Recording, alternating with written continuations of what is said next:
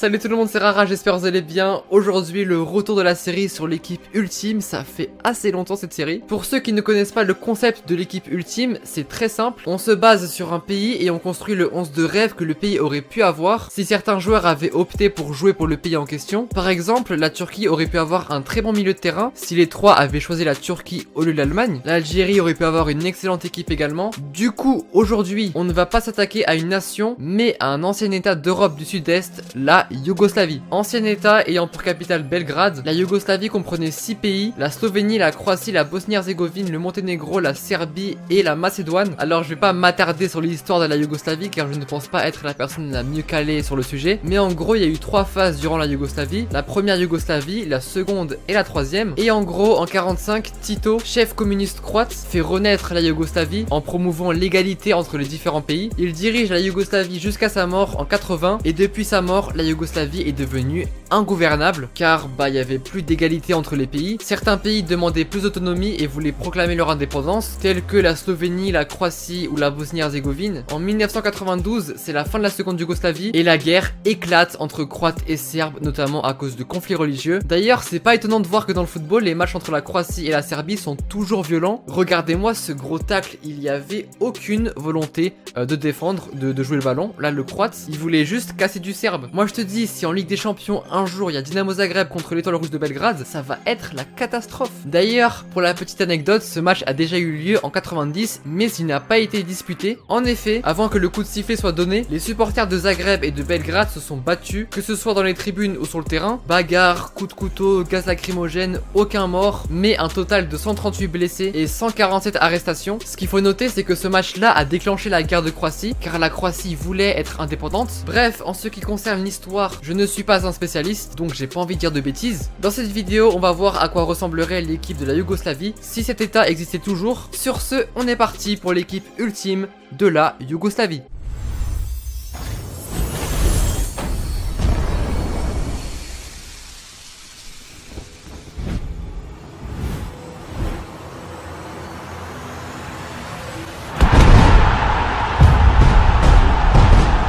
Formation 4-3-1-2, gardien de but Jan Oblak, le gardien slovène, un des meilleurs gardiens du monde. J'aurais pu prendre un autre gardien slovène que vous connaissez, Samir Handanovic. D'ailleurs, la Slovénie c'est pas les meilleurs au foot, mais en ce qui concerne les gardiens de but, c'est très solide. Mais pour moi, au poste de gardien, c'est Jan Oblak. Évoluant à l'Atlético Madrid depuis 2014, il a remporté 3 trophées, la Super Coupe d'Espagne en 2014, la Super Coupe d'Europe contre le Real Madrid et l'Europa League la même année en 2018. A noter qu'il a été aussi finaliste de Ligue des Champions en 2016, puis voilà, on connaît tous le niveau de ce gardien. Cette saison en Liga, il a été tout simplement incroyable avec Ter Stegen aussi. En défense centrale, on va commencer par Dejan Lovren qui a remporté la Ligue des Champions avec Liverpool cette année. Et ouais, Dejan Lovren a gagné la Ligue des Champions. Dans le football, tout est possible. L'année dernière, il a quand même fait finale de Ligue des Champions plus finale de Coupe du Monde. Après, moi, personnellement, quand on m'évoque Lovren, ça me rappelle Dortmund quand il les a éliminés en demi-finale d'Europa League. Depuis ce jour, j'ai un peu de mal avec lui. Mais bon, je reconnais quand même que c'est un bon défenseur. Accompagné de Lovren, alors là, j'ai un peu hésité à ce poste, mais je me suis décidé pour mettre le coéquipier d'Oblak à l'Atlético, Stefan Savic. Il est monténégrin, donc il se casse bien dans l'équipe. D'ailleurs, c'est le seul monténégrin de l'histoire à avoir remporté l'Europa League. Voilà, bon défenseur là aussi, il n'y a pas grand chose à dire sur lui. Défenseur droit, Vrsaljko, encore un joueur de l'Atlético, décidément. Actuellement en prêt à l'Inter Milan. Cette saison à l'Inter Milan a été un véritable flop gâché par ses blessures. L'année 2018 a été très riche pour le défenseur croate. En même temps, en 2018, c'était dingue pour tous les Croates. En plus d'être allé en finale avec la Croatie en Coupe du Monde, il a remporté l'Europa League la même année. Donc voilà, à ce poste-là, il n'y a pas trop de débat. En revanche, pour le défenseur gauche, j'ai un peu hésité avec le Bosniaque Sead Kolasinac, mais j'ai finalement opté pour le Serbe Aleksandar Kolarov, joueur très expérimenté, ayant évolué une grande partie de sa carrière à Manchester City de 2010 à 2017. C'est un excellent tireur de coups francs. Je sais pas si vous vous souvenez à la Coupe du Monde de son coup franc contre le Costa Rica, il était juste fou. Il a une de ses frappes aussi très puissante et une très bonne qualité de centre. Il est dans le 11 pour apporter l'expérience dans l'équipe. Et c'est là qu'on va passer au milieu, parce que la défense est correcte, certes, mais là le milieu il est plus que correct, hyper complet. Premier milieu, Miralem Pjanic. D'ailleurs, pour la petite anecdote, il aurait pu jouer pour le Luxembourg, mais il a préféré jouer avec la Bosnie-Herzégovine. Le deuxième lyonnais de cette vidéo, avec Dejan Lovren, dédicace aux lyonnais qui passeront par là. Passé par la France et l'Italie, avec Metz, Lyon, l'AS Rome et la Juventus. C'est un milieu très polyvalent, qui peut très bien évoluer au poste de milieu offensif que défensif. Lui aussi, très bon tireur tireur de coup franc. C'est logique, il a joué avec Juninho. Il était dans les meilleures conditions pour s'améliorer. Voilà pour le premier milieu, très complet. Le deuxième milieu, ah bah on ne le présente plus. Un des meilleurs milieux centraux au monde et probablement le meilleur croate de l'histoire du football. Que dire sur Luka Modric? 4 Ligues des Champions, finaliste de Coupe du Monde avec la Croatie,